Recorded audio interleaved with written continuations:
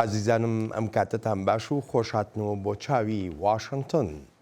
کۆماری ئیسلامی ئێران کەوتۆتە ژێر باری کۆمەڵێک فشاری قورسەوە و ڕوبەڕووی قەیرانێکی قورس و ئاڵۆزی ئابووری و داراییش بۆتەوە. ئەمریکا بێر لە سزا و گەمارۆکانی سەپاندوونیەتە سەر ڕژێمی ئێران لە ماوەیە ڕابردووشدا کەشتیە جەنگیەکانی خۆی بەرەو ئەو ناوچەیە جوڵاندووە. جا ئەوان هەڕەشەیان دەکرد و ئێمەش زانیاریمان هەیە لەسەر ئەو هەڕەشانە. زانیاریمان هەن لەبارەوەی کە پێویست ناکات تۆ بیزانی هەڕەشەی زۆریان بەکاردەهێنا و ئێمەش پێویستە لەسەرمان ئاسایشێکی گەورەمان بۆ خۆمان هەبێت بۆ ئەم وڵاتەمان بۆ زۆر شوێنی تریش.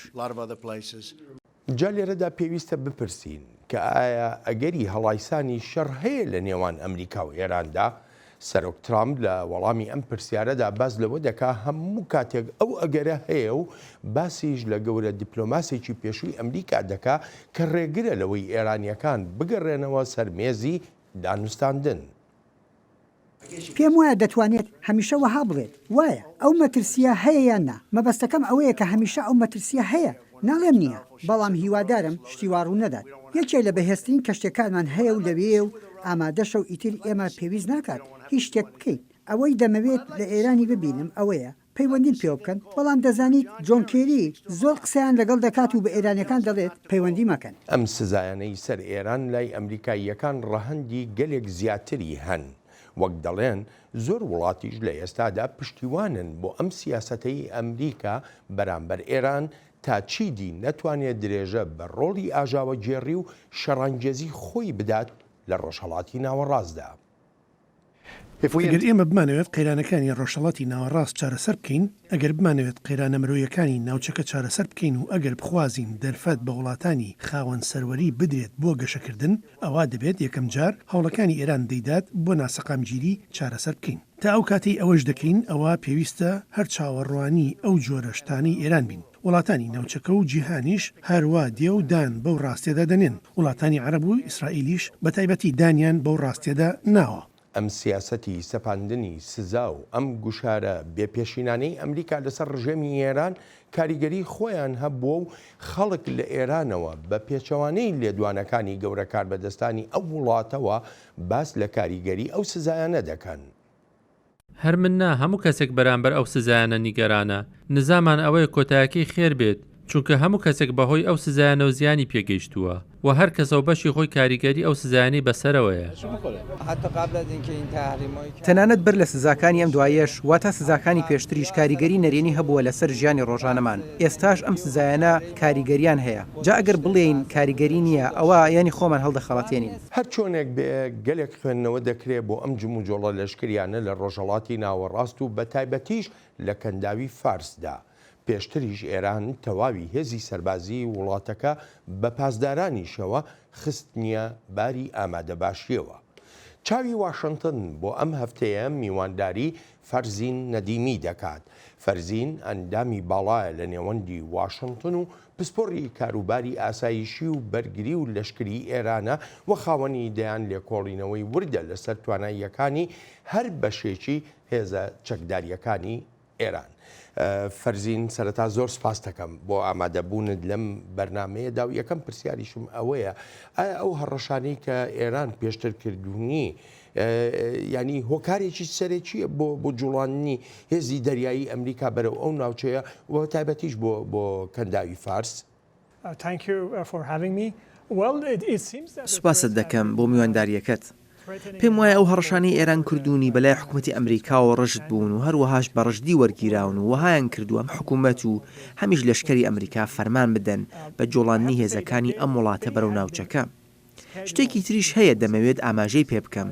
پێشتر بەرنامە دانرابوو کە ئەم هێزانە بەرەو ئەو ناوچەیە بڕۆن، بەڵام ئەوە بوو لەو ماوەی ڕابردوودا پەلەی لێکرا و پرۆسەکە خێراتر کرا لەسەر داوای سەرکردایەتی ناوەندی هێزە لەشکرەکانی ئەمریکا.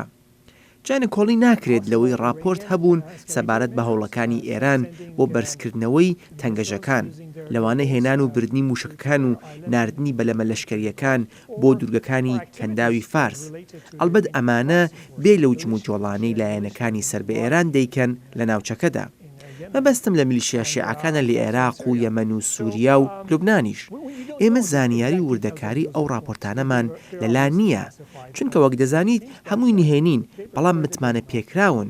بۆیە شەو بڕیارانەی لەسەر دراون تا کەشتێ فڕۆکە هەڵگرەکان و پێداویستەکانی تری جەنگ بنێردرێت بەرەو ئەو ناوچەیە. بەڕای تۆ ئێران هەڵەیەکی وا دەکا کە ببێتە مەترسیەکی ڕاستەقینە یاخو مەترسیەکی ڕاستە و خۆ بەسە بەرژەوەندەکانی ئەمریکا لە کەنداوی فارسدا بێ لە شوێنەکانی تری ڕۆژهەڵاتی ناوەڕاستدا. It's understandable that the Europeans are hesitant. دەزانیت ئەو تێگەیشتنە لەو بارەیەوە هەیە کە ئەوروپاییەکان دوودڵیەکیان پێ و دیارە و هەوڵش دەدەن تا ژینگەیەک بڕەخسێنن و بتوانن درێژە بڕێککەوتنە ناوەکیەکە بدەن لەگەڵ ئێراندا و هەر لە سەرەتاشەوە لەگەڵ بڕیاری ئەمریکادا نەبوون بۆ کشانەوەی تاکلایەنەی ئەمریکا لەو ڕێککەوتنە. بەڵام لەبیرمان نەچێت ئوروپایەکانیش هەندێک لەو نیگەرانی ئاسایشیانیان هەیە کە ئەمریکا هەیەتی. بۆ نمونە سیاسەتەکانی ئێران لە ناوچەکەدا و بەرنامەی موشکی و ئێرانیشیان لێ ئاگدار کردووەتەوە. بۆیە من بە قورس دەیبینم ئێران بتوانێت شتەیەکی لە بابەتە بکات. بەڵام دەزانیت کە ئوروپایەکان دەخوازن درێژە بە پەیوەندیە بازرگانیەکانیان بدەن لەگەڵ ئێراندا. Trade relations with Iran, that's for sure, but ئەمە زانم ئەگەر یارمەتی بێ بەڵام من پرسیارەکەم زیاتر لەسەر ئەوەیە ئێران هەڵەیەکی وا دەکا هێرشێ بکاتە سەر هەر بەرژەوەندیەک لە بەرژەوەندیەکانی ئەمریکا بێ لە کەنداوی فارسیا لە ڕۆژهەڵاتی ناوەڕاستدا. بەڵێ جا بەڕاستی ئەوەی لەم ماوەی ڕابردوودا جێی سەرنجە ئێران زیاتر بەرەو وروژاندن و کێشەنانەوە دەڕوات لە ناوچەکەدا کە دەشێت زیاتر وەک کاردانەوە سیر بکرێت لە بەرامبەر سروشتی پێشبینی نەکراوی سیاسەتەکانی بەڕێوەبەراتێکی سەرۆک ترامپ بۆ ناوچەکە بەگشتی و ئێرانیش بە تایبەتی. تاران زۆر جار ڕایگەیاندووە و توویەتی ئەو جۆرە سیاسەتیانەیان پێ ناخۆشە و پێش دەچێت ئێرانیەکان بخوازن ئەم جۆرە سیاسەتیان وەک پەیامێک بنێرن و بڵێن تا چەندێک ئەمریکا سیاستی پێشبینی نەکراوی هەبێت و بەکاری بهێنێت ئەوەندە زیاتر ئێران سیاستی خۆی تون دەکات و ئامادەی نیشان دەدات بۆ هەر کارێکی بیەوێت بیکات بە هەر ئاستێکیش بێت لە ناوچەکەدا. دەشێت لە ئێستادا لە ڕووی استراتیژیەوە ئێران هەر لەوەدا مابێتەوە کە بەرگری لە خۆی دەکات. با سەیرێکی ڕووداوەکەی سەر لە بەیانی ڕۆژ یەکشەمە بکەین کە لە کەنداوی عوماندا ڕوویدا. دەکرێت وەک ڕووداوێکی بچووک ببینین، بەڵام دەشێت ببێتە مایەی هەڵایسانێکی گەورە و کێشەکان بە ئاراستێکی تردا بەرێت و ببێتە مایەی ئەوەی هەردوو وڵات باجی گەوری لەسەر بدەن. پێم وایە پێویستە لە ئێستادا باشتر چاوەڕوان بین و بزانین ڕەوشەکە چی لێ بەسەر دێت. بەو هیوایە هەردوو لە پشودرێژی خۆیان بپارێزن کە بەڕاستی دەیبینین ئەمریکا دەخوازێت ئارامانە و پشودرێژانە کێشەکان چارەسەر بکات. کەناڵی پەیوەندی لەگەڵ ئێراندا کردووەتەوە. لەلای ئێرانیەکان دوودڵیەک دەبینرێت بە تایبەتیش لایەن پاسدارانی شۆڕشی ئیسلامی ئێرانەوە. پاسداران تا ئەم کاتەی قسەی تێدا دەکەین هیچ خواستێکی نیشان نەداوە وەک ئاماژەیەک کە بگوترێت دەیەوێت بکەوێتە دانوستاندن لەگەڵ ئەمریکادا، چونکە ئەوە کرۆکی سیاسەتی ڕابەری باڵای شۆڕشی ئیسلامی ئێرانە. بەڵام ئەمەش بەو مانایە نییە بەنهێنی قسە و توێژ نەکرابێت. جائیدی چۆن کراون و بەرەنجامەکەشی چۆن دەبێت ئەویان تا ئێستا نەزانراوە. ئەگەر بێت و لایەنی سێەم لە کەنداوی فارسدا شتێک بکە بۆ نمونە تێرۆریستەکان جا القاعیدە بێ داعش بێ هەر ڕێکخراویشکەی تێرۆریستی بێت لەو ناوچەیەدا هەر شتێک بکە هەر جۆرە هێرشێک بکە بۆ سەر ئێرانیەکان بێ یا بۆ سەر بەژەوەندیەکانی ئەمریکا بێ چی ڕوەدات؟ بەڵێ دەزانی هەمیشە مەترسی ئەوە هەیە لایەنێک هەبێت کە دەوڵەت نەبێت و لە ناوچەکەدا بوونی هەبێت و کارەکانی بە ئاراستە و بە مەبەستی بەرزکردنەوەی ئاستی قەیرانەکاندا بێت لە ڕۆژهەڵاتی ناوەڕاستدا بە شێوەیەکەی تر نەتوانرێت کنترۆل بکرێت و لەدەست دەربچێت. ئەمە هەمیشە شیانی ڕوودانی هەیە. با ئێمە ڕووداوی کەشتی USS کۆڵ لەبیر نەکەین لە بەندەری عەدەن. نمونەی تریشمان هەن لە کەنداوی فارس ڕوویاندا و تیۆریستان هێرشیان کردووەتە سەر کەشتیە بار هەڵگرەکانی نەوت. بەڕاستی پرسیارەکەت زۆر گونجاو بوو بۆ ئەم ڕەوشەی ئێستای کەنداوی فارس، چونکە ئەو مەترسیە هەمیشە بوونی هەیە. بەڵام دەشبێت بزانین کە هێزەکانی پاسدارانی شۆڕشی ئیسلامی زۆر بە توندی ناوچە ئاویەکانی ژەردەسەڵاتی خۆی دەپارێزێت لە ڕووی ئاسایشیەوە. هەر بۆیە بۆ خۆم پێشبینی هێرشێکی تیۆریستی ناکەم لە سنووری ئاوی ئێرانەوە، چونکە ئەگەر ئاوەها شتێک ڕوو بدات ئەوە هیچ مانایەکی تر هەڵناگرێت تەنها ئەوە نەبێت دەوڵەتی ئێران کردوویەتی یان لە پشتی ئەو هێرشانەیە. هێندێکی شەن بە دووری نازانن دەستۆ و گروپی تایبەتی ناو پاسدارانی شۆڕشی ئیسلامی هەر خۆیان هەستن بەو جۆرە کارانە. بەڕاستیش ئەوە شێوازی بیرکردنەوە و کارکردنی هەندێک لە بەشەکانی پاسداران و هەندێک لە گەورە بەرپرسیارانی ئێرانە کە هانی ئەو جۆرە کارانە دەدەن، چونکە دەخوازن هەندێک لە دەستە و تاقمە دیاریکراوەکانی ناو پاسداران کە دەرفەتیان دراوەتێ بەبێ گەڕانەوە بۆ نێوەندی بڕیار هەر خۆیان بڕیار بدەن و جێبەجێکردنیشیان هەر لەژێر کنترۆلی خۆیاندا بێت. جارێکیان ئایەتوڵڵا عەلی خامنەیی ڕابەری باڵای ئێران بەو دەستە و تاقەمانەی وتووە هەمیشە دەستان کراوەیە و لە هەر کاتێکدا بە پێویستان زانی بڕیاری خۆتان بدەن و دەستمە پارێزن. بێگومان ئایەتوڵڵا خامنەیی هانی شتیوا دەدات. لە ساڵانی هەشتاکانیشدا ئەممان بینی کاتێک پاسداران ڕێگەی لە کەشتیە بازرگانەکان دەگرت لە کەنداوی فارسدا و هێرشیش کردە سەر کەشتەکانی ئەمریکاش. لەو کاتەشدا ئەوانە سزانەدران و بەڵکو لال لەشکری ئێران و ڕابەری باڵاوە لەو کاتەدا ستایش کران و ئەمەش بێگومان هاندانە بۆ ئەو جۆرە کارانە. پێ دوایە ئێرانیەکان خۆیان بۆ شەڕ ئامادە بکەن چکە ئێمە بەر لە ماوەیەک ینی ئەو ڕاگەیانەی گەورە کار بەدەستانی ئێرانیمان بیست کاتێک دەڵێ هەموو لەشکری ئێران بە پاسدارانەوە بە بەسیجەوە بە هەموو هێزە چەکدارەکانەوە لە باری ئامادە باشیدان بۆ ئەگەری هەر شەڕێک. پێ دوایە ئێران لە ڕەوشی ئێستایدا بتوانێت شتێکی لەو بابەتە بکە بڕوا بەرەو هەڵایسانی شەڕ. I don't think anytime soon. نانا پێم وانییە بەم زوانە ئێران شتێکی ئاوەها بکات. دەزانی بەبێ هیچ چەند و چوونێک ئێران ئامادەیە ئەوە بکات. قەناعەتێکی زۆریان هەیە بەوەی لەشکەر و هێزە چەکدارەکانی توانایان هەیە کە بەرەنگاری هەر هێزێکی بیانی بێتەوە و بە لەشکەری ئەمریکاشەوە ئەگەر هێرش بکرێتە سەر ئێران. ئەمە قەناعەتی ڕێبەرانی ئێستای ئێرانە و ئیدی بەو شێوەیە باسی دەکەن. بەڵام وەک خۆشت دەزانیت لەم ماوەی ڕابردوودا حکوومەتی ئەمریکا و وەزارەت دەرۆی ئەم وڵاتە پاسدارانی وەک هێزێکی بیانی تۆریز ناودێر کرد. بە دوای ئەم بڕیاری ئەمریکا مەجلسی شۆرای ئێران وەک کاردانەوە بەرنووسی بڕیارێکی پەسەند کرد و بە پێی بەندەکانی ئەو بڕیارە حکوومەت و هێزە لەشکرەکانی ئێرانیشی وابەستە کردووە بەوەی هەر هەنگاوێکی پێویست ببێت بۆ بەرەنگاربوونەوە و بۆ پاراستنیش بیگرنەبەر. ئەڵبەت پاش وەرگرتنی ڕەزامەندی لە ڕابەری باڵای ئێرانەوە واتە هەر هەنگاوێک پێویست بێت بۆ پارێزگاری و بۆ بەرەنگاربوونەوەی وەک لەو بڕیارەدا هاتووە.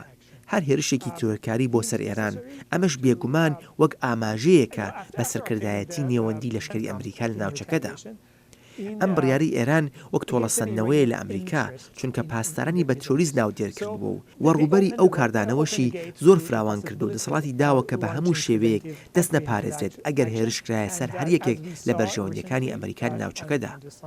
لێرەوە دەکرێت بڵین ڕووداوەکەی ڕۆژی یەکشەممەی کەنداوی فارس پەیامێکە و نێردراوە بۆ ئەمریکا و هاوپەیمانەکانیشی کە ئێران ئامادەیە بۆ پاراستن و بۆ بەرەنگاربوونەوەش ئەگەر پێویست بکات. ئەگەر شتێکی لەو بابەتە ببێ بەڵام بخۆ دەزانی هەتا ئێستا هاوڕاییەک لە جیهاندا نهاتۆتە ئاراوە یان ئێمە با وڵاتی چین بە نمونەوەربگرین. ئەمریکا هەموو هەوڵێکی خۆی دەدا تا ئەو سزایانە ئێران ناچار بکە وەک وڵاتێکی ئاسایی لەو ناوچەی جیهاندا ڕەفتار بکە. بەڵام کێشەیەک بۆ ئەمریکا هەیە کە نەیتوانیوە هاوڕایی لەم دۆسەیەدا لە نێو وڵاتانی جیهاندا دروست بکات. چین و ئێران دوو هاوبەشی گرنگی ئابووری و بازرگانی یەکترین. چین بە پێداگریەوە دژی سزا تاکلایەنەکانی ئەمریکایە و هەروە دژی دەستدرێژیکردنە بۆ سەر ئێران. بۆ ماوەیەشی درێژخایەنە هاوکاری ئابووری و بازرگانی و وزەکراون لەلایەن کۆمەڵگەی نێونەتەوەییەوە کە چین تایدا بەشدار بووە لەگەڵ ئێراندا و بەپێی یاسا نێونەتەوەیەکان بوون و ڕەوایی هەبووە و پێویستە ڕێزیان لێبژیرێت. ئەمەش هەڵوێستی هاوبەشی زوربەی کۆمەڵگەی نێونەتەوەییە. حزبڵای لوبنانیش لە گوتارەکانیدا دەخوازێ خەڵک چاواشە بکە لە مەبەستە ڕاستەقینەکەی ئەو سزا و گەمارۆیانە. فراکسیۆنەکەمان ئیدانەی بڕیارە دوژمنکاریەکانی ئەمریکا دەکات بەرامبەر بە کۆماری ئیسلامی ئێران و ئەو سزایانەش کە بەڕێوەبەرەتی ئەمریکا سەپاندوویەتی مەبەست لەیان گەلی ئێرانە. سزای ناڕەوان ئێران هێز و ئامانجیشی هەیە بۆ داکۆکیکردن لە خۆکردن و ئەنجامیش سەرکەوتنە بۆ مافەکانی ئێران. بەڵام بۆ ئەمریکا وەک کاربەدەستان دەڵێن سزاکانی سەر ئێران کاریگەری خۆیان هەبووە و ئەو ڕێکخراوە تێرۆریستیانەی ئێران پشتیوانیان دەکات و سەرپەرشتیشیان دەکا کەوتونەتە ڕەوشێکی پڕتەنگ و چەڵەمەی داراییەوە.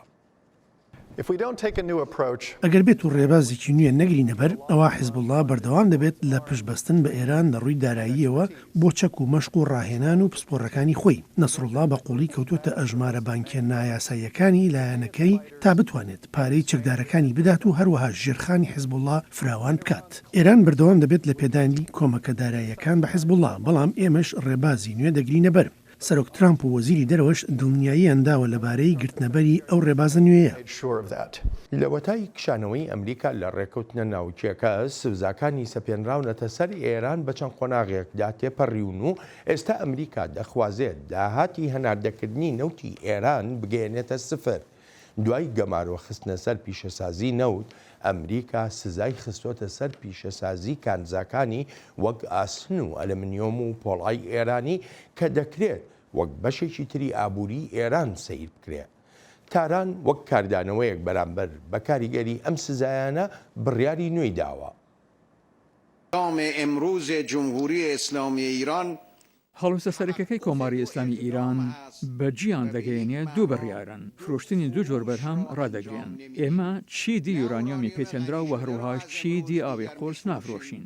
ئەگەر هەر یەکێک لەو پێنج وڵاتە بریارەکانی ئێمەیان وەک بیانوویەک بەکارهێنا و ئەم دۆسیەیان گەڕاندەوە بۆ ئەنجومی ئاسایشێنەوەی گرتوەکان، ئەوە ڕۆبەڕووی کاردانەوەیکی زۆر قورسی ئێمە دەبنەوە. ئەو کاردانەوە قورسەشم لە نامەکەدا بۆ ئەو پێنج وڵاتە ڕوون کردوێتەوە. بۆ واشنگتن ئەم بڕیارەی ئێران سەلماندنێکی ترە کە ئێران وەک چۆن هەر تەنها مەترسی بووە، ئاوەهاش ئەگەر بێت و دەرفەتی هەبێت لەسەر ئەو سیاسەتانەی بمێنێتەوە، ئەوە دەبێتە مەترسیەکی زیاتر و گەورەتریش. ئەم بەڕێوەبەرایەتیە وابەستەیە بە بەرزڕاگرتنی سیاسەتی ئاشتی و ئاسایش لە ڕۆژهەڵاتی ناوەڕاستدا وەک بەشێک لە استراتیژێتێکی ڕێکخراوی بە بەرنامە کە ئێمە بەجێی دەگەێنین. حکوومەتی ئێران بەرپرسیار دەکەین لەسەر سیاسەتی هەناردەکردنی شۆڕشەکەی کە بۆتە مایەی مردن و مەینەتیەکی زۆر لە ڕۆژهەڵاتی ناوەڕاستدا و لە دەرەوەی ئەو ناوچەی جیهانیشدا. بڕیارەکەی ڕژێمی ئێران بە مانای بەرفراوانکردنی بەرنامە ناوچیەکەیەتی و ئەمەش ئەو هەڵسەنگاندنەی ئێمە بۆ مەترسیەکان پشتڕاست دەکاتەوە و جەختکردنەوەش لەوەی دەبێت هەڵوێستمان هەبێت. فەرزین ئێران جۆرێ لە گوشاری تر بەکارهێنێت بە تایبەتی بەرامبەر بە ئەوروپا یاخو چین یا تەنانەت ڕووسیاش فشاری کشانەوە لە ڕێکەوتنە ناوچیەکە. ئێران دەرفەتی ئەوەی هەیە یا ئەتوانی ئەوە بکات لە ڕێکەوتنەکە بکشێتەوە؟ بەڵێ و بە هیچ گومانێکیش ئێران دەتوانێت بیکات، بەڵام هەرگیز پێشبینی ئەوە ناکرێت کۆماری ئیسلامی ئێران لە ڕێکەوتنە ناوچیەکە بکشێتەوە، چونکە هێشتا زۆر هۆکار ماون وها دەکەن کە تاران لەو ڕێکەوتنەدا بمێنێتەوە بۆ نمونە ئوروپاییەکان و هەندێک وڵاتی تریش. ئەمە بێلەوەی ئەگەر بێت و ئێران بکشێتەوە، ئەوە ژمارەیەکی زۆرتری دەرگاکان وڵا دەکاتەوە بۆ سەپاندنی سزا. سزای نێونەتەوەیی بەسەر ئێراندا جا بەڕاستی هیچ لایەنێک نییە پێشنیاز بۆ ئێران بکات بۆ کشانەوە لەو ڕێکەوتنە. ئەوە تا وەک گوێمان لێبوو سەرۆکی ئێران ترسونیگەرانی هەیە لەوەی ئەو دۆسیە ببرێتەوە ئەنجومەنی ئاسایشێنەوەی گرتوەکان. جا ئەوەی ئێران دەشێ بیکات بۆ دەستکردنەوەیە بە بەرهەمهێنانی یۆرانیۆمی پترێنرا و بەپێ ئەو بڕێی لە ڕێکەوتە ناوچەکەدا هاتووە و ڕێگە پێدراوە بۆ ئێران، نەک ئەوەی ئێران خۆی دەیەوێت. جا ئەم ئەگەر و نەگەری کشانەوەیە وەک تۆش پێشتر باست کرد تەنها وەک یەکێکە لە ڕێگەکان تا نیشانی ئوروپا و جیهانیشی بدات کە ئەوەی لەگەڵ ئێراندا دەکرێت نەگونجا و نەشیاوە. هەر بۆیە لەوانەیە ئێران لەو ڕێکەوتنەی بکشێتەوە، بەڵام ئەوە دوا بژاردەی ئێران دەبێت. ئەگەر بێت و ئێران بکشێتەوە لەو ڕێکەوتنە ناوچیە، پێ دوایە هاوڕایی بەو شێوەیە کە ئەمریکا دەیەوێت لەسەر ئێران دروست بێت لە جیهاندا؟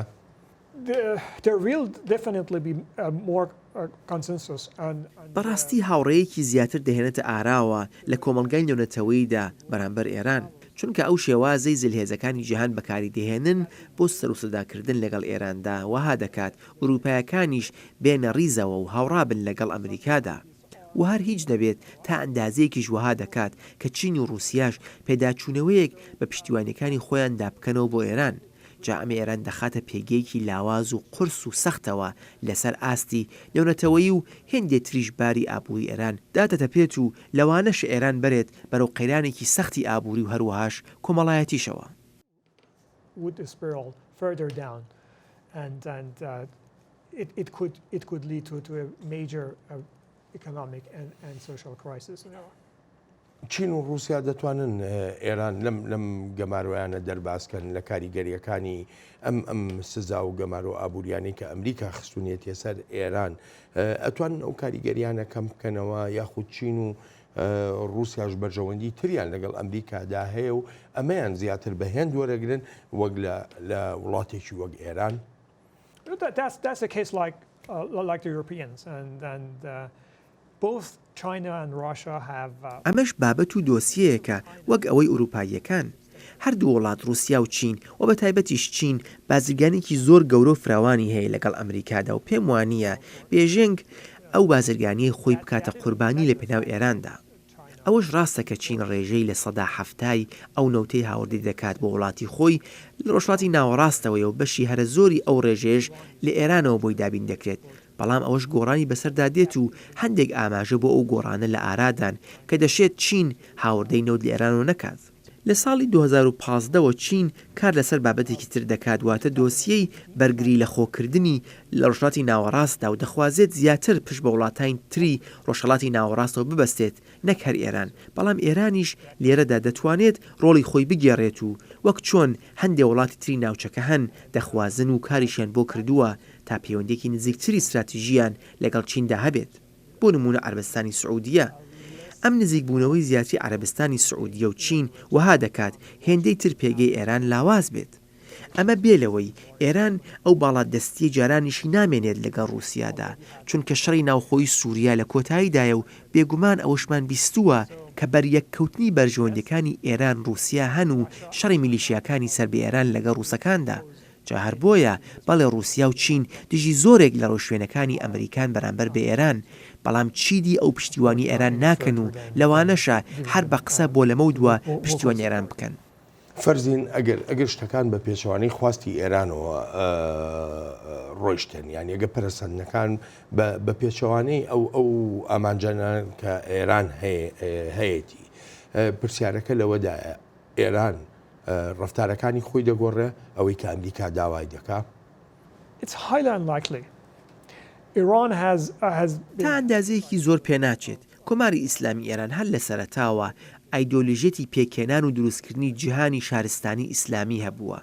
ڕابەری باڵای شۆڕشی ئیسلامی 5 هەنگاوی دیاری کردبوو. ئێستا ڕێبەرانی ئێران دەڵێن لە هەنگاوی سێهەمیدان شۆڕشی ئیسلامیان کردووە، کۆماری ئیسلامیان دامەزراندووە، سیستمێکیان بۆ خۆیان پێکێناوە و هەروە دێوزیاتر هەنگاو بە ئاراستەی ئەو شارستانیە ئیسلامیەدا دەنێن. جا بۆ ئەوەی بگەنەوە ئامانجەی خۆیان پێویستیان بەو ڕەفتار و ڕوانینانی خۆیان هەیە و پێشموانیە پاشەکشە بکەن یانیش لێی پەشیمان ببنەوە.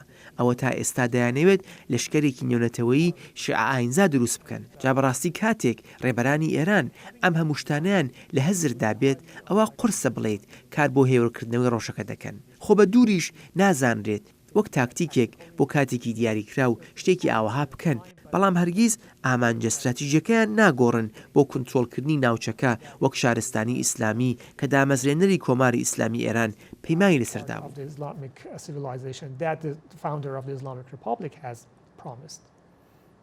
بۆ خۆ دەزانی ئەو بڕیاری ئێران لەوانەیە ینی کاریگەری شکاتە سەر ئەو پەیوەندیانەی کە ئێران هەیەی لەگەڵ ئەوروپاییەکانە وەکو پێشتۆزێک باست کرد. من دەگەڕێمەوە بۆلات هەر بۆ درێژەدا مەقسەکردنمان لەسەر ئەو باسە. ئێران وادەیەکی دیار کردووە و ئەمەژ وەک زۆرێک لە چاودێر ئاماژەیان پێ کردووە دەشێت فشارێکی تاران بێت بە تایبەتیش بۆ سەر بەریتانیا، فەڕەنسا، ئەڵمانیا، رووسیا هەروەها چین تا هەوڵەکانی خۆیان بخەنە گەڕ بۆ سوکردنی کاریگەریەکانی ئەو سزایانە لەسەر ئێران.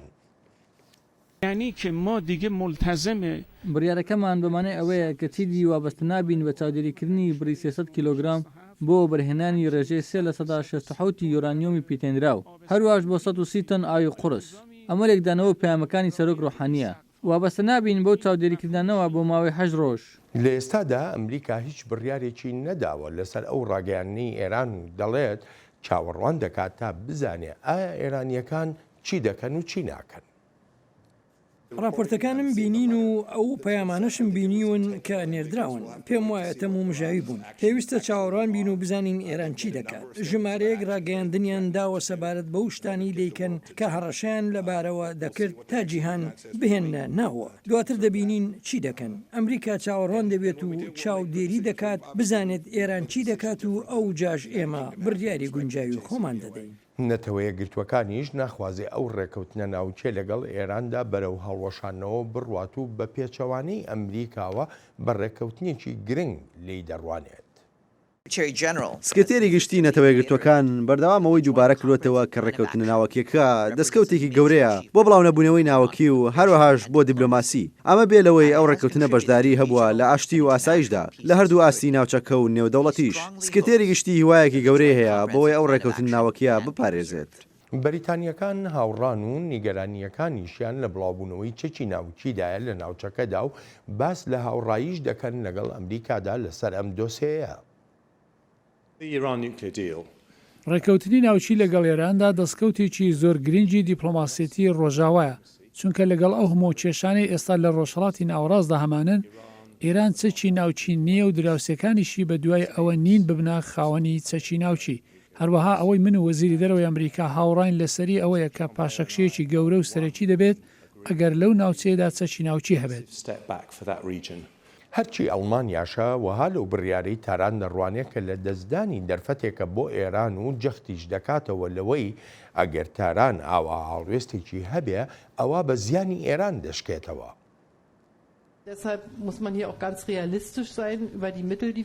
پێویستە زۆر واقعی بین سەبارەت بۆ میکانیزمانەی هەمانن ئەوەی دەتوانم سەبارەت بە ئێران بیڵێم ئەمەیە تاران بەدان پێدانانی چارەسەری دیبلۆماسیانە دەرفەتی ئەوەی دەبێت ئاشکرایانە بڵێت چارەسەرێکی ئاشتیانەی دەوێت بەڕوانینی من ئەوە لە بەرژەوەندی ئێرانە تا ئەم ڕێکەوتنە وەک خۆی بمێنێتەوە زۆر دۆسەی تر هەن کە لەگەڵ ئێراندا هاوڕانین وەک مافی بوونی ئیسرائیل و جومجۆڵەکانی ئێران لە ناوچەکەدا بۆ نمونە لە سووریا و لە یەمەن. پێدەچێت بەریتانیەکانیش هیچی تریان پێ نەکرێ بەرامبەر ئێران تەنها ئەوەندە نەبێ بە ڕژێمی ئێرانی بڵێن بەر لە بڕیاری کۆتایی باشتر بیر بکەرەوە.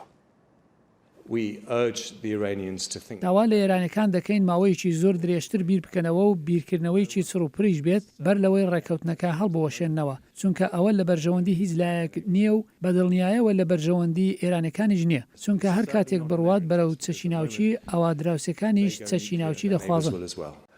فەرزین گوێمان لێبوو زۆرە لە ئەوروپاییەکان یعنی و بەتایبەتیش نەتەوەی گرتوەکانیش نەکەر ئەوروپاییەکان زۆر گرنگی بەم ڕێکەوتنە ناوچیە دەدەن ئەم ڕێکەوتنە گرنگی ماوە بەهۆی ئەو ڕفتارانی کە ئێران دەیکات لە ڕۆژهەڵاتی ناوەڕاستدا. دەزانی پێویستە بڵێم کە ڕێکەوتنە ناوچیەکە بۆ ئێستا بەشێکە لە وێنە گەورەکە. تۆ بە شێوەیەکی زۆر دروست ئاماژەت پێکرد ڕفتاری ئێران لە ناوچەکەدا واتە لە ڕۆژهەڵاتی ناوەڕاستدا ڕوانینی ڕێبەرانی ئێران لەسەر مافی بوونی دەوڵەتی ئیسرائیل هەروەها بەرنامە موشکەکەی ئێران ئەمانە هەموویان دۆسی و کێشەی سەرەکین کە بەڕاستی بڕوام وایە ئەمانە هیچ چارەسەر ناکرێن و هیچ ڕەهەندێکیش بۆ چارەسەرکردن نابینم تەنانەت ئەگە ئەوروپاییەکان یان وڵاتانی تریش هەبن لەو پرۆسەیەدا. با بەڕاستیش بیڵێم پەیوەندیەکانی کۆماری ئیسلامی لەگەڵ ئەوروپایەکاندا هەر تەنها لەسەر کات ماوە تا بشێوی و کێشەی تێبکەوێت چونکە تا ئەو شتانە چارەسەر نەکرێن ناکرێت چاوەڕوانی پەیوەندیەکی باشی ئوروپا ئێران بین لەبەر یەک هۆی زۆر سادە ئەویش ئەوەیە بەردەوام ئەو کێشانەیان ئەو دۆسیانەی دێنەوە بەرباسکردن لەگەڵ ڕێبەرانی کۆماری ئیسلامیدا بەبێ گوێدانەوەی ئەوەی ئەو ڕێکەوتنە ناوچیە بەکوێ دەگات لەگەڵ ئەمریکادا یان بەبێ ئەمریکاش. ئالێرەدایە پێویستە ڕێبەرانی ئێران بڕیاری خۆیان بدەن پێویستیشە ئەو بڕیارە زووتر بدرێت نەک درەنگ بخرێت کە دەبێت ئەم کێشانە چارەسەر بکات. پێویستە واقعی بن و پێویستە بەرژەوەندی خەڵک و وڵاتەکەش لە بەرچاو بگرن کاتێک ئەو بڕیارانی خۆیان دەدەن. ئێران وەکو تۆ ئاماژەی پێ دەکەی دەبێت بە زووترین کات ئەو بڕیارەی خۆی بدا چەند زووتر بیدا بۆ خۆی باشترە بەڵام ناکۆچیەکانی ناو کۆماری ئیسلامی ئێران ناکۆچی نێوان ئەوانەی کە بە بەرەی کۆنەپارێز و ئەوانەی کە بە بەرەی ڕێفۆرم خواز ناو دەبرێن ئەمە کاریگەری نابێت بەسەر بڕیاری ئێرانەوەیە ئەمەشیان هەر تەنها بڕیارێکە کە ڕابەری کۆماری ئیسلامی ئێران ئایەتوڵڵا عەلی خامەنەئی دەبێت ئەو بڕیارە یەکلاکەرەوەی بۆ ئێران بدا ئەو بڕیارە چارە نووسازە.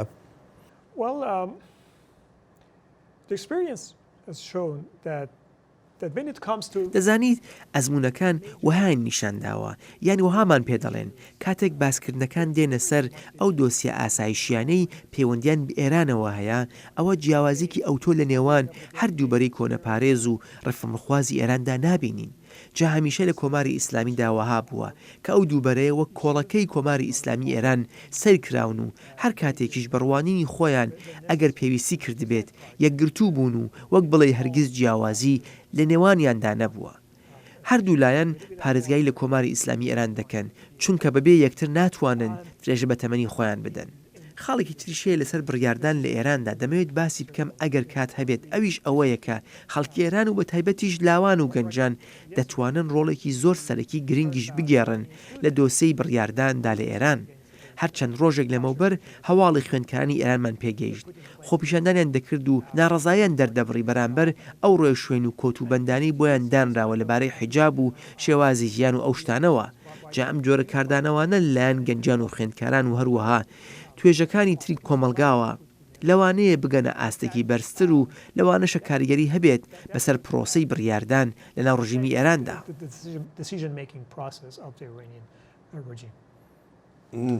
ئەمە بزانم بۆ واگەشتبینی کە ڕێبەرانی ئێران بتوانن بیر لە جموجۆڵێکی جەماوەری ئاوا بکەنەوە و وانی وەکو بەشداریەک لە بڕیارەکانیاندا بەکاری بێنن یاخو بەهێندی وەربگرن چ کاتێک ڕژێمی ئێرانی گوێی لە خەڵکی خۆی گرتووە؟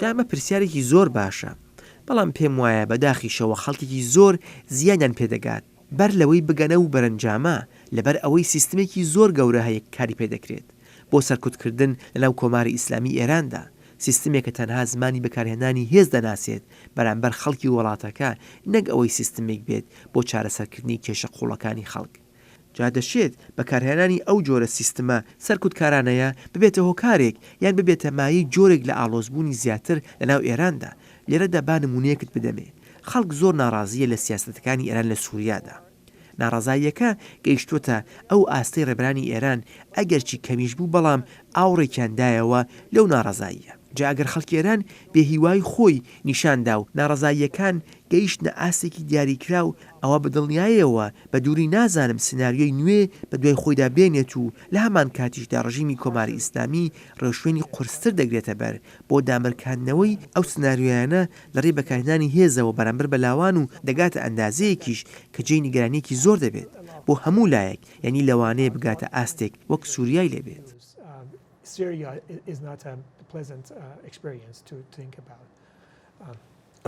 ئەو سیناریوانەی کە باسی دەکەی دێتە دی ئەگەر بێت و خەڵکی ئێران ڕێبەرایەتیشان نەبێت لە ناو وڵاتەکەدا من باسم لە ئۆپۆزیسیۆنی دەرەوە نییە ینی ئۆپۆزیسیۆنێک لە ناوە کە بتوانێت ئەم هەوڵانەی خەڵکی ئێران ڕێک بخە.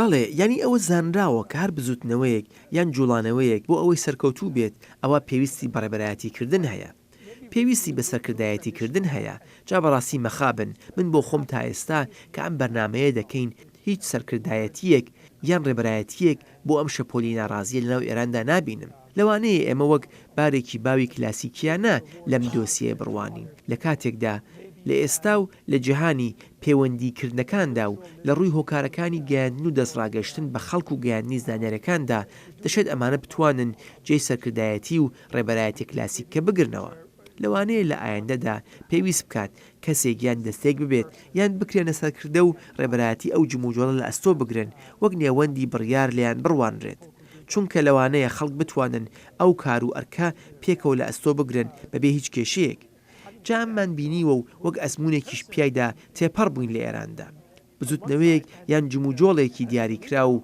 کەسێک سەرکردایەتی کردووە و لەو لاشەوە سیاستە سەرکوتکارەکانی ڕژیم بەردەوام بووە هەر بۆیە بەڕاستی دەرفەتێک نبینم کە کەسێک بتوانێت سەرکەوتوو بێت لە ڕێبەرایەتیکردنی بزوتنەوەیەکی خەڵکدا چونکە دەستبەجێ ئەو کەسە بە دەستی هێزە چەکدار و ئاسایشەکانی ڕژیمی کۆماری ئیسلامی ئێرانەوە لا دەبرێت یان لەناو دەبرێت.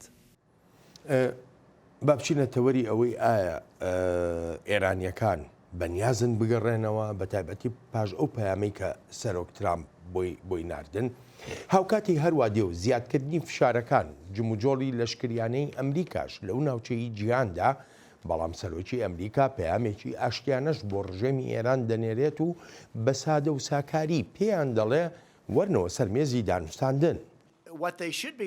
ئەوەی پێویستە لەسەریان بیکەن ئەوەیە پەیوەندیم پێوە بکەن و بێندا بنیشین دەتوانین ڕێککەوین و ڕێکەوتنێکی ڕەواش بێت ئێمە تەنها ئەومان دەوێت چەکی ناوکیان نبێت ئایا ئەمە زۆرە کە داوایەکەین جا ئێمەش یارمەتیان دەدەین بچنە ڕۆژێکی باشترەوە بۆ خۆم چاوم لەو ڕۆژەیە کە دەتوانین بەڕاستی یارمەتی ئێران بدەین ئێمە چامان لەوە نییە زیان لە ئێران بدەین دەمەوێت ئێران بەهێز بێت و ئابوووریەکی تۆکمەشی هەبێت. بەڵام ئەمریکا پێویستی بەوەیە ئێران هەر هیچ نەبێ ژمارەیە مەرج جێبەجێ بکە وەک متمانە بۆ سەقامگیری و ئاشتی و ئاسایش لە ناوچەکەدا. ئەمریکا ئامادەیە لەسەر بنچینەی ڕێزی هاوبەش لەگەڵ ئێراندا کار بکات بەڵام تا ئەمە بکرێت ئەوە پێویستە ڕژێمی ئێران بگاتە ئەو بەرەنجامەی کە ئایدۆلۆژیای شۆڕشەکەی لەگەڵ ئاسایش و سەقامگیری ڕۆژهەڵاتی ناوەڕاستدا ناگونجێت ئێران ناتوانێت ببێتە جێی متمانە بۆ سەقامگیری لە ناوچەکەدا و لە هەمان کاتیشدا بەردەوام سەروەری وڵاتانی دراوسێ بنکۆڵ بکات ئەگەر مەلەکانی ئێران ئەوە هەڵبژێرن کە خەڵک داوای دەکەن تا بە یاسا کار بکەن و ڕێزیان بۆ وڵاتانی دراوسێ هەبێت و وابەستەیە نێونەتەوەکانیش بەجێبگێنن ئەوە ئەمریکاش ئامادەیە بۆ ئەو توێشکردن. Respect the sovereignty of their neighbors and abide by international obligations and commitments. The United States will be ready and willing to engage. ئیسرائیل پشتیوانێکی تەواوی ئەم سیاسەتانەی ئەمریکایە و بە تەنها ڕێگەیەکی گونجاویش لێی دەڕوانێ بۆ چارەسەرکردنی کێشە و گرفتەکان لەگەڵ ئێراندا. بڕیاری سەرۆک ترامپ و حکوومەتی ئەمریکا بۆ توندکردنی سزاکانی سەر ئێران بڕیارێکی گرنگی زۆری هەیە ئەمە ئەو ڕێگایەیە بۆ سەوداکردن لە بەرامبەر شەڕانگێزیەکانی ئێران و ئەو ڕێگەیەشە بۆ ڕاگررتنی شەرفرۆشتنەکانی ئێران. لە ئەوروپاشدا ڕای جیاواز هەن بەرامبەر چارەسەرکردنی دۆسەی ئێران بەڵام پێدەچێ هاوڕاییەک هەبێ تا هەرچی چۆنێک بێت کێشەکان بە وتوێش چارەسەر بکرێن. ئێمە نامانەوێت ئاڵۆزکردنی زیاتر هەبێت دەمانوێت ڕەوشێنی زیاتری دیبلۆماسی بگرینە بەر ئێمە سنووری خۆمان دەزانین بەڵام هەرچەندێک زیاتر ئەوروپا یەکگرتوو بێت کە ئەمە هەڵوێستی هاوبەشمانە ئەوە دەرفەتی باشترمان لە بەردەمدا دەبێت بۆ چارەسەرکردن لە ڕێی دایەلۆگەوە. بەڕای تو ئێران دەگەڕێتەوە لە پاژۆ پەیامەی سەرۆک ترامپ تەنانەت ئەوەشی گوتۆ با پەیوەندی پێوە بکات با تەلەفۆنی بۆ بکات. بەڵێ پێم وایە تا هەندێک ئاست ئێران دەست دەکات بە وتوێژی نهێنی لەگەڵ ئەمریکا ئەمەمان لەسەر وەختی بەڕێوەبەرایەتەکەی سەرۆک ئۆبامادا بینی و عمان ناوبژیوانی دەکرد ئێستاش بە هەمان شێوە دەشێت جارێک تێژ عمان هەمان ڕۆڵ بگێڕێتەوە ئەلبەتە کەوەها دەڵێم ناشبێت ئەومان لەبیر بچێت ڕابەری باڵای کۆماری ئیسلامی ئەوەی بە ئاشکرای وتووە هەر هیچ نەبێت بۆ ئێستا دیدی وەها نییە و توێژ و دانوستاندن لەگەڵ ئەمریکادا بکرێت و بەرهەمێکی هەبێت بێگومان پاسدارانی شۆڕشی ئیسلامی پشتیوانی لەو ڕوانینەی ئایەتوڵڵا خامنەی دەکات پێش دەچێت ڕابەری کۆماری ئیسلامی بڕۆی بە وەزارەتی دەرەوەی ئێران و بە خودی وەزیر دەرۆژ نەبێت تا ئەو توێژانە بکەن هەر بۆیە پێدەچێت ئەگەر لە ژێر هەر بارێکدا بێت ڕابەری کۆماری ئیسلامی بڕیاری وتوێژکردنیدا ئەوە لەوانەیە خەڵکی تر دەستنیشان بکات بۆ ئەو توێژانە وەک گەورە بەرپرسانی پاسداران لەوانەیە قاسم سلێمانی دابنێت نەک بە پرسانتی حکوومەتی ئێران چونکە بڕۆ متمانەیەکی زیاتری پێی هەیە وەک لەوانی تر.